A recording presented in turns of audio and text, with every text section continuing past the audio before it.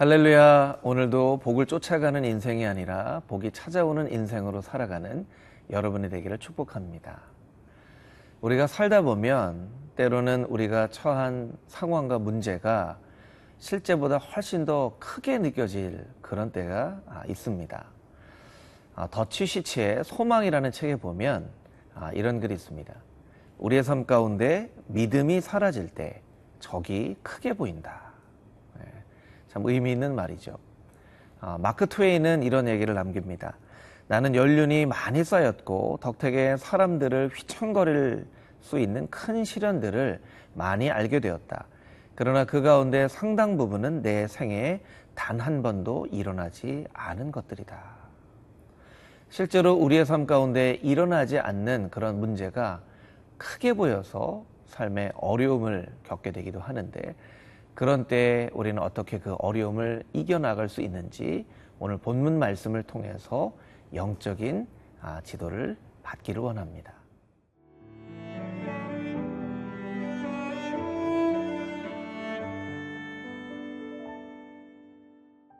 시편 83편 1절에서 18절 말씀입니다. 하나님이여 침묵하지 마소서. 하나님이여 잠잠하지 마시고 조용하지 마소서. 무릇 주의 원수들이 떠들며 주를 미워하는 자들이 머리를 들었나이다. 그들이 주의 백성을 치려하여 간계를 꾀하며 주께서 숨기신 자를 치려고 서로 의논하여 말하기를 가서 그들을 멸하여 다시 나라가 되지 못하게 하여 이스라엘의 이름으로 다시는 기억되지 못하게 하자 하나이다. 그들이 한 마음으로 의논하고 주를 대적하여 서로 동맹하니 곧 에돔의 장막과 이스마엘인과 모압과 하갈인이며 그발과 암몬과 아말렉이며 블레셋과 두로 사람이요 아수르도 그들과 연합하여 롯 자손의 도움이 되었나이다. 셀라. 주는 미디안인에게 행하신 것 같이 기손 시내에서 시스라와 야빈에게 행하신 것 같이 그들에게도 행하소서. 그들은 엔돌에서 패망하여 땅에 거름이 되었나이다. 그들의 귀인들이 오렙과 스앱 같게 하시며 그들의 모든 고관들은 세바와 살문나와 같게 하소서. 그들이 말하기를 우리가 하나님의 목장을 우리의 소유로 취하자 하였나이다.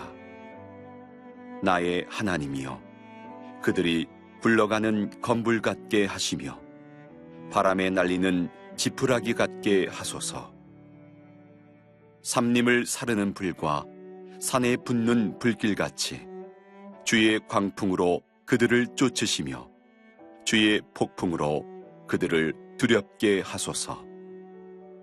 여호와여 그들의 얼굴에 수치가 가득하게 하사 그들이 주의 이름을 찾게 하소서. 그들로 수치를 당하여 영원히 놀라게 하시며 낭패와 멸망을 당하게 하사 여호와라 이름하신 주만 온 세계의 지존자로 알게 하소서.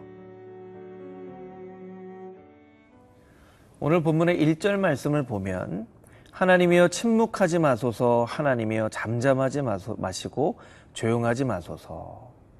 이 3번이나 반복되어지고 있는데요. 이것은 다급한 그런 상황을 의미한다고 합니다. 굉장히 어려운 문제가 닥쳐 있는 것을 표현하는 반복적인 표현인 것이죠.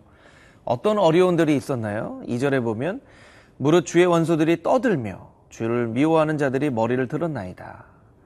3절 4절 그들이 주의 백성을 치려하여 간궤를 꾀하며 주께서 숨기신 자를 치려고 서로 의논하여 말하기를 그들을 멸하여 다시 나라가 되지 못하게 하여 이스라엘의 이름으로 다시는 기억되지 못하게 하자 하나이다. 사탄이 우리를 어렵게 하는 첫 번째 방법은 떠드는 것. 이 떠든다는 것은 과장한다라는 의미입니다. 실제로 있는 것보다 더 큰 목소리로 떠들게 되면 그 문제가 더 크게 보이는 것처럼 사탄이 그렇게 과장하고 떠든다는 것이죠. 두 번째 3절에 있는 간계를 꾀하며 아주 교묘한 꾀를 내서 우리를 현혹시킨다라는 것이죠. 실제로는 그 실체가 없지만 마치 실체가 있는 것처럼 간계를 꾀한다는 것이죠. 네. 그리고 4절 말씀에 보면 다시는 기억되지 못하게 하자. 이것은 이제 과장법을 의미하는 것이죠. 과장을 시켜서 다시는 못 잊도록 아주 단적인 표현, 극단적인 표현을 사용하여서 우리를 두려움에 빠뜨리는 것이죠. 그러나 이것보다 더 어려운 것은 5절에 있는 것처럼 그들이 한 마음으로 의논하고 주를 대적하여 서로 동맹하니. 어려움이 있을 때 사탄은 서로 동맹한다는 것이죠. 힘을 합친다는 것이죠. 오늘날에도 상관이 없을 것처럼 보여지는 진화론과 동성애가 서로 한 마음이 되어서 하나님이 이 땅 가운데 마치 계시지 않는 것처럼 공격하고 있는 바로 그런 모습이 이 오늘 본문 말씀 5절에 있는 한 마음으로 의논한다, 이런 말씀입니다. 성경을 보면 이런 장면들이 종종 등장하게 되는데요. 우리가 잘 알고 있는 사무엘상 14장에 보면 다윗과 골리앗의 싸움이 나옵니다. 다윗과 골리앗의 싸움이 나오는데 등치가 작은 다윗 앞에 골리앗이 나와서 이스라엘을 저주하고 겁을 주는데 그것을 40일 동안이나 반복하고 있다고 사무엘상 17장 16절은 말하고 있습니다. 골리앗이 당장 쳐들어와서 쓰러뜨릴 수 있는데 왜 40일 동안 이 소모적인 위협을 반복하고 있는 것일까요? 골리앗은 실제로 이스라엘을 쳐들어올 수 없기 때문입니다. 왜냐하면 이스라엘에는 하나님이 계시기 때문이죠. 사탄이 과장하여 우리를 마치 당장이라도 집어삼킬 것처럼 말하는 것은 우리 뒤에 하나님이 계시는 것을 알고 사탄이 우리가 스스로 자포자기하기를 바라는 그런 전략으로 과장하는 것이죠. 히브리서 12장 12절 말씀에는 연약한 무릎을 일으켜 세워라 라는 말씀이 있습니다. 이 연약한 무릎에 이 연약한이라는 단어는 파랄루오라고 하는 단어인데 여기에서 마비되었다라고 하는 paralyzed 하는 단어가 나온 것이죠. 사탄이 우리를 과장으로 위협할 때 우리는 마치 마비된 것처럼 꼼짝 못하는 존재가 되어질 수 있습니다. 여러분, 사탄의 위협을 실체가 없음을 똑바로 알고 마비되어서 꼼짝 못한 채로 사탄의 공격에 넘어가는 어리석은 신앙인이 아니라 그것의 실체를 파악하고 하나님께 의지하며 하나님의 도움을 구하는 지혜롭고 분별력 있는 크리스찬들이 되시기를 주님의 이름으로 축복합니다.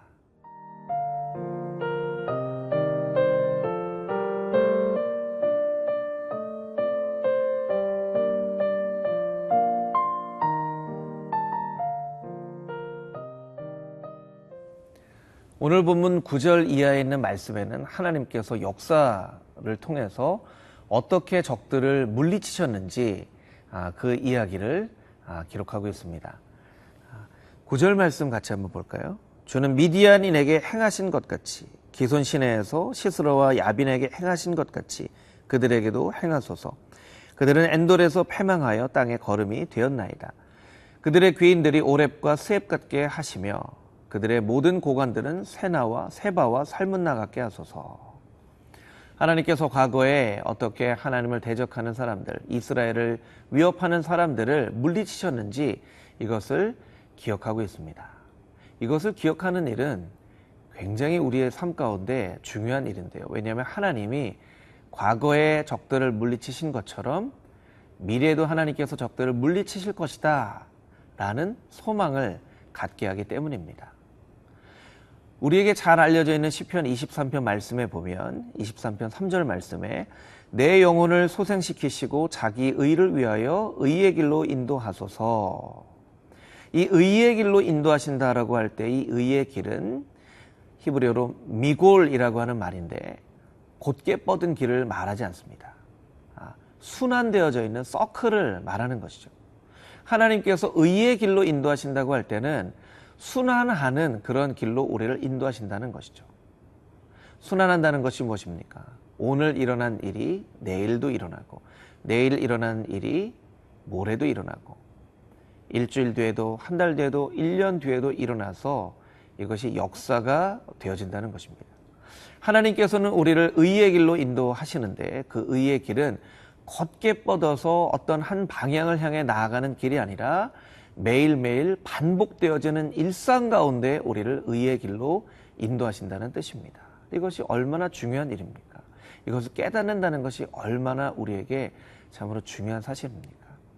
하나님께서 우리를 반복되는 일상 가운데서도 과거에 우리를 아름답게 인도하여 주셨던 것처럼 미래에도 우리를 아름답게 인도하여 주실 것을 믿습니다 하는 고백이 바로 시편 23편의 고백인 것입니다. 그래서 성도들에게는 과거에 하나님께서 어떻게 행하셨는지를 분명하게 기억하는 일만큼 중요한 일은 없을 것입니다. 오늘 본문의 말씀을 마치면서 저자인 아삽은 이렇게 이야기를 하고 있습니다. 16절 17절 말씀에 보면 여호와의 그들의 얼굴에 수치가 가득하게 하사 그들이 주의 이름을 찾게 하소서. 그들로 수치를 당하여 영원히 놀라게 하시며 낭패와 멸망을 당하게 하사 여호와라 이름하신 주만 온 세계 지존자로 알게 하소서. 자신을 겁주고 또한 과장하여서 낭망시키려고 하는 그런 적들을 향해서 하나님의 도움을 구하면서 이 시편 저자는 자신의 분풀이를 하는 것으로 이 시편을 마치지 않고 하나님께 영광을 올려드리는 것으로 이 시편을 마무리하고 있습니다. 때로는 우리를 괴롭히는 그런 많은 환경과 사람들 앞에서 하나님 앞에 기도할 때 분풀이로 우리의 기도를 마치는 경우가 있습니다. 하나님, 제가 너무나 분합니다. 내가 너무나 억울합니다. 저 사람이 나를 괴롭히고 이 환경이 나를 참 괴롭힙니다. 하나님, 나를 돌봐주십시오. 하나님께서 나 대신에 벌해 주십시오 라고 기도를 마치는 경우가 많습니다. 그러나 우리의 기도는 우리의 분풀이로 맞춰져서는 안 될 것입니다. 하나님의 영광을 올려드리는 것으로 우리의 기도가 맞춰져야 하는 것입니다. 그래서 오늘 시편 본문의 말씀처럼 어려운 환경 가운데서도 하나님의 영광, 그들이 결국에는 자신의 잘못을 깨닫고 하나님께 영광을 올리는 하나님의 이름을 아는 존재가 되게 하여 주시옵소서 라고 기도하는 것처럼 우리도 그 어려운 가운데 나를 괴롭혔던 그 사람들이 하나님을 아는 사람이 되게 하여 주시옵소서 라고 기도함으로 우리의 기도를 마치는 그런 지혜로운 기도자가 되어야 할 것입니다. 오늘 하루 여러분을 힘들게 하는 어떤 사람과 환경이 있다면 그 환경 가운데서 하나님을 붙잡고 바라보고 믿음으로 그 어려움을 이겨내는 하나님의 거룩한 백성들이 다 되시기를 주님의 이름으로 축복합니다. 함께 기도하겠습니다. 하나님, 때로 우리의 환경은 그 환경보다 더 큰 목소리로 마치 실체도 없는 것이 실체가 있는 것처럼 우리를 두렵게 만들고 과장하고 또한 힘을 합쳐서 우리를 무너뜨리려고 합니다. 그러나 그 가운데서도 하나님의 선하신 일들을 바라보게 하시고 과거에 하나님께서 우리에게 행하신 일들을 묵상함으로 미래의 소망을 갖는 우리가 되게 하여 주시옵소서. 무엇보다도 우리를 괴롭히는 사람들을 향한 분풀이로 우리의 기도가 맞춰지지 않게 하여 주시고 그들도 하나님을 알아야만 할 사람들입니다. 그들로 하여금 하나님을 알게 하여 주시옵소서. 그렇게 기도하며 하나님 앞에 나아가는 거룩한 백성들이 되게 하여 주시옵소서. 예수 그리스도의 거룩하신 이름으로 기도합니다. 아멘.